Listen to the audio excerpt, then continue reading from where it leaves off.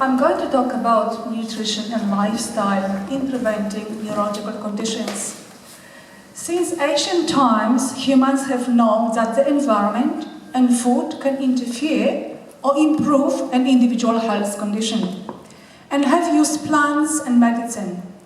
The Greek philosopher Hippocrates, we've heard about him, he lived 460-370 BC, he wrote, "Everyone has a doctor in him or her.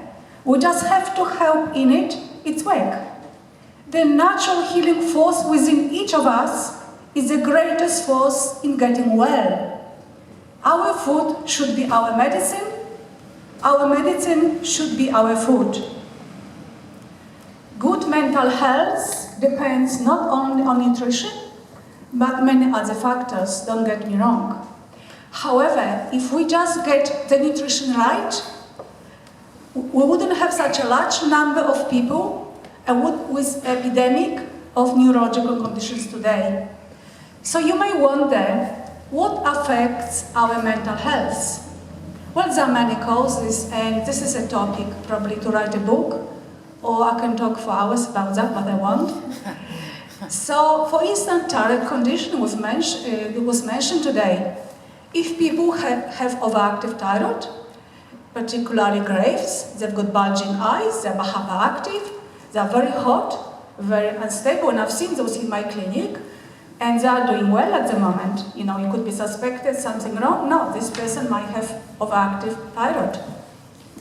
If someone is pre-diabetic or diabetic, might have sugar level, might feel shaky, disorientated. It's nothing wrong with that person, just do a blood test of fasting sugar level. People have autoimmune conditions like lupus. People have Parkinson's disease because of the aging brain or heavy metals. You know, let's investigate, do mineral health analysis, investigate what's happening, and this can be addressed. There are many other causes as well. Inflammation is a big one. And it's very interesting, as I was doing research, I came across this just today on Facebook. The Telegraph British paper, dated 8th of September this year, there's an article. A physical illness which could be treated, depression, a physical illness which could be treated with anti-inflammatory drug, scientists wrote. And this paper says, depression could be treated using anti-inflammatory drugs, scientists now believe, after determining that it's physical illness caused by a faulty system. And later on that actually talks that depression is inflammatory condition. We've discovered recently that actually depression, that brain has immunity, and they on and on.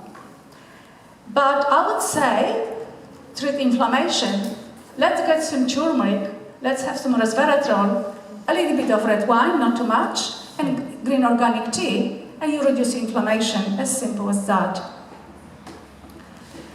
Big factor in mental illnesses or neurological conditions is actually nutrition deficiency. How common is vitamin B12 and zinc deficiency? And these two factors are very important in a process called methylation, which is basically every process in the body requires basically correct mechanism. Cell, when it divides, so it's from mother cell into dotted cell, we need B12 and we need zinc. And so many people are deficient. Also magnesium deficiency, and all of this can manifest in neurological conditions, not to mention protein malabsorption. So how it works with protein? So if you can imagine, this is a wall made of bricks, and those bricks are sort of leg of lamb, and you eat this leg of lamb, and this is broken into protein. That protein and then is broken down into amino acids, rebuild your muscles, and those amino acids are building block of our neurotransmitters, our dopamine, adrenaline, non-adrenaline. If people have don't eat protein or have protein malabsorption, they can be depressed. This is why vegans, I have nothing wrong with vegans, are quite often depressed. Other issue with mental illness is actually mercury toxicity, which comes from amalgam fillings, lead and arsenic, which is quite common. I would like to also mention chemical toxicity, which is a big issue. Herbicide, particularly glyphosides, which are even available in our supermarkets, and you notice them by the yellow and green color standing out. And also pesticides. Plasticides, which actually interfere with our hormones.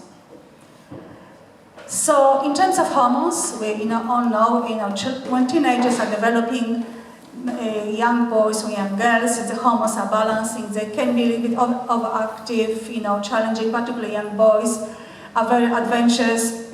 Then women go through various phases and then have menopause. And when I assess women with menopause, there are 2 pages double-sided.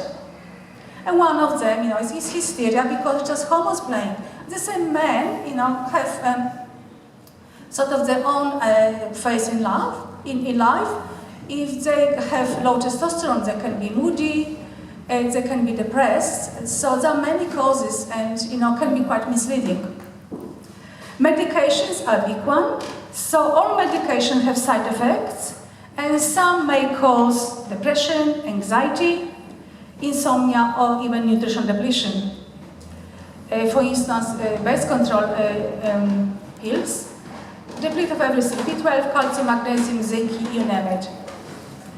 So I would advise to my patients, they should check a consumer medical information, that little leaflets with these little letters which somebody throws away, and read it.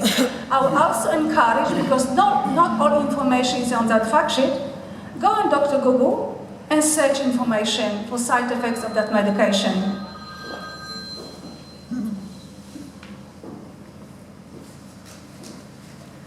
So if we just analyze very briefly all those contributing factors, one common denominator is just nutrition deficiency. But there's exciting news in nutrition. There's an emerging scientific research around brain function, neurobiology and psychology, and the stress response symptoms, which revealing absolutely amazing strategies. Sometimes it's not surprising to me, because I'll tell you something fascinating in a minute. So rather than resolve depression and anxiety, optimal mental health and emotional health can be achieved. Physical activity, nothing new, nourishing food, social support, meditation, yoga. All these strategies are scientifically shown to support brain structure and function far beyond pharmaceutical agents. I can provide references. This is quoted from a scientific paper. How simple is that? There's an old saying, the definition of insanity is repeating the same thing but expecting different results. It could be argued that the high use of conventional psychotropic medications is an example of such action. With a high rate of 96 per 1,000 prescriptions, which is the third highest after the USA and Ireland, in the world of antidepressant prescription per capita, Australia is the third country. It would be logical to assume that these pharmaceutical drugs might be providing clear benefit to sufferers of stress and neurological conditions. But this is not the case, as we just heard. Each neurological illness requires a different natural treatment, and often many modalities. Could be naturopathy, could be meditation, could be acupuncture, Bowen therapy. It's a combination. But we can help ourselves, our infants, children, our family, so we don't develop neurological condition. Research confirms the link between diet and depression and cognitive health. There was a study undertaken and compared a whole food diet, let's call it Mediterranean diet, and I'll explain what this is in a minute, high vegetables, fruit and fish with a processed food, a diet loaded with sweetened desserts, fried food, processed meat, refined grain, and high-fat dairy products. And this study was undertaken over 5 years. And they found that the whole food diet, Mediterranean diet, significantly reduced depression in patients. Isn't that amazing? It's just really simple. So there are many biological pathways which can explain that, these benefits. The whole food can actually increase hippocampus in the brain. So we've got just this hippocampus inside the brain. And so what is hippocampus? It's a brain region known for its role in memory, learning, and adding emotional content to the events. However, this is interesting. Exposure to Western diets, which probably most of us will eat, were associated with hippocampus shrinking in a 4 years longitudinal study. In 4 years. So longitudinal study is a study when actually they study the same people over a long period of time, they ask them the same questions, so there's consistency. Other interesting science, and so much is happening in terms of studying brain, is neuroplasticity. So, in simple words, the brain have neurons, we know that, and they pass through like connection, like a wires in a big computer, connecting, there's a calcium exchange channels and messages pass. This means that brain, and this is new science, before it was said, oh no, brain cannot change, cannot rewire, whatever is wrong with us, it can't change, this is wrong. We can make different choices, and by through nutrition we can rewire the brain, and it's not difficult. And this has been explained, this rewiring of sort of brain with the thoughts has been explained in 3-year study when patients were actually eating Mediterranean diet. So Mediterranean diet is basically, if you go to Greek restaurants, Italian restaurant, this is Mediterranean diet, like, fish, organic food, olives, olive oil, vegetables, sort of vegetarian, little meat. We know what Mediterranean diet is. So all this Mediterranean diet has increased gene, brain-derived neurotrophic factor, don't worry about that, just this is the name. It's a gene which is responsible for instruction protein, remember this leg of lamb and brick? Which a protein which actually helps to regenerate the nerves, grow the nerve, nourish those nerves, make new connections, healthy connections. And that study, Mediterranean diet, compared that actually that the risk of depression was significantly lowered in comparison to diet with low-fat diet. So this fascinating, amazing research, it was really astonishing. So Orthodox medicine has never had an interest in nutrition, because to my knowledge, doctors have 1 hour of nutrition throughout the 5-year study, and I know that for sure. So they never saw that link between nutrition and the disease, and suddenly there is this interest, nutrigenomics, this fancy name, and they've studied this, and they discovered that actually food contributes to expression of our genes. So think about it, what it means. The way they want to go, okay, so they're going to study, we're going to eat this food and its component, how it affects our brain, and they're talking about making food individual. But I wouldn't go that far. I would like to go, what actually we are eating. I would like to know, and I know, I don't have time to talk about it, but how the new science, what's the impact of genetically modified food, which we might eat, because there's not legislation in Australia, preservatives in our food, herbicides, and man-made chemicals. Because this is food. This cannot be called food. If you walk in the supermarket, this cannot be called food. This is an insult. So the natural medicine has been doing this intuitively for thousands of years, and the science is just catching up with us. We always knew that pure organic food is good for us. So for scientists it became apparent that different diet can be made for different people.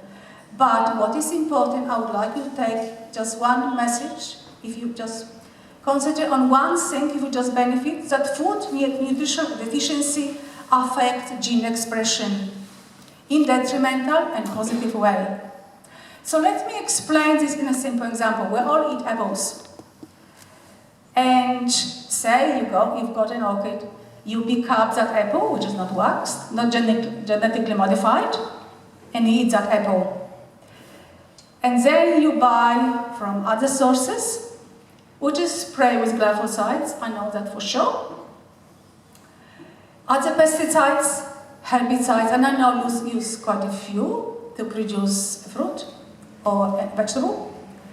So, for instance, there is strong correlation between increased use of glyphosate herbicide in food production and autism. Think of that.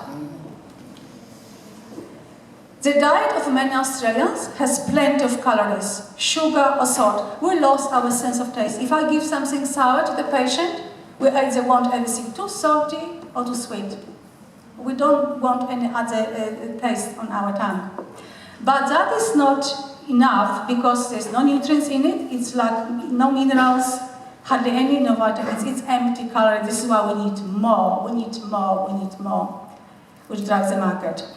Food today is mostly processed, artificially fortified with vitamins and minerals. It's not right. You know, what's the point? You take away the fiber, then put it back. It's just not right. You're just manipulating it. It's true. So a classic example is loaf of bread. We all eat bread, which is loaded with sugar and salt and hardly any fiber. So bread is loaded with gluten, which is already a challenge on our immune system. And makes me wonder because were not so many people allergic to gluten before, and now what they know. So my hypothesis is perhaps it's genetically modified, because some people can tolerate kamut, can tolerate spelt, which is the Asian grain, but cannot tolerate durum wheat, so makes me think. So gluten causes gut permeability, but one of the issues is with actual multigrain. Multigrain is an incredible challenge on the gut. So I don't recommend to my patient eating multigrain because it's just too many insults on the gut. And gluten not only causes allergies in many people and sensitivities, but also mood. That's very important. So a balanced and unprocessed wholesome food, Mediterranean diet, and managing and optimizing stress at all costs is a good foundation for everyone. It is well-known fact that sugar makes children not only hyperactive but also obese. Unfortunately, advertising is pushing certain unhealthy food choices upon us, and it can fool not only children but parents too. I've seen it. Dietary management can be initially daunting, and particularly for depressed patients. Imagine someone is sick and lives by themselves because spouse has left, or someone has an autistic kid, and father is leaving or mother is leaving. Usually quite often I see, parents not only the burden of having an autistic child or Asperger's, but actually bringing the child on its own. So it's very daunting. Let's talk about diet. It's Mediterranean diet, buy organic food. It's really daunting. This is why social support is very important. So lifestyle choices can play an important role in mental health. And there was an interesting study in 2016 undertaken of Sabah, which shows that mental and physical health can improve in just 30 minutes by being in nature. Research shows that even parks has offered health benefits, including reduced risk of heart disease, stress, anxiety, depression. As simple as that. We can go to the park, why not? However, the longer we stay in nature, the better. The study showed that the 7-day retreat in the wilderness has a profound therapeutic effect on anxiety, depression, insomnia. Well, Mediterranean diet and 7 days retreat and issues is solved. So if a patient suffered from chronic anxiety, depression, or insomnia, or any other neurological condition, my prescription is to take 1 week of a holiday, go camping, or stay in secluded cabin in a wilderness with no electronic devices or electricity. Usually there's no reception anyway. And I'm not joking. It's absolutely, I've done this many times, and just, I didn't know about that then, but we know how beneficial it is. So the answer to neurological health has always been there. Whether we call science of neurogenomics, whether we pay attention to it, let's common sense prevails. There's a scientific evidence, but we just know, use common sense, allow the body to heal itself, spend time in nature, eat healthy food to nourish it, and the epidemic of neurological conditions and other illnesses as well would cease to exist. However, we as consumers, we have control what quality of food we consume. We're in control. So please use that power to your advantage. My advice is, please choose wisely when you shop for food. What food you buy, how you cook it, how you prepare your food. Choose wisely what pesticides and herbicides you use, skincare, cleaning products you use as you are buying and consuming the information. Food is an information. Remember, Gen expression, it's an information. And food is not that one which I used to be. And that information is affecting expression of our genes in our children. So that might be the answer actually what's happening in the body. Because if you look at those conditions which were before, I never heard of an autistic kid when there was no one in the class. I never heard about allergies. That was in 50s, perhaps later. So we haven't heard about that. There's a Chinese proverb. Anyone who takes medicine and neglects diet wastes the skills of the physician. But I believe Chinese meant natural medicine. I would like to thank the Tibetan Committee on Human Rights on doing tremendous work, which I've witnessed attending various exhibitions and events in the area of mental health, education, this wonderful exhibition, those fantastic documentaries like that one today, and the hard work behind the scene and the long, long hours. Thank you for the opportunity to speak about mental health, which is reflected in every holistic clinic in Australia, including mine. Thank you.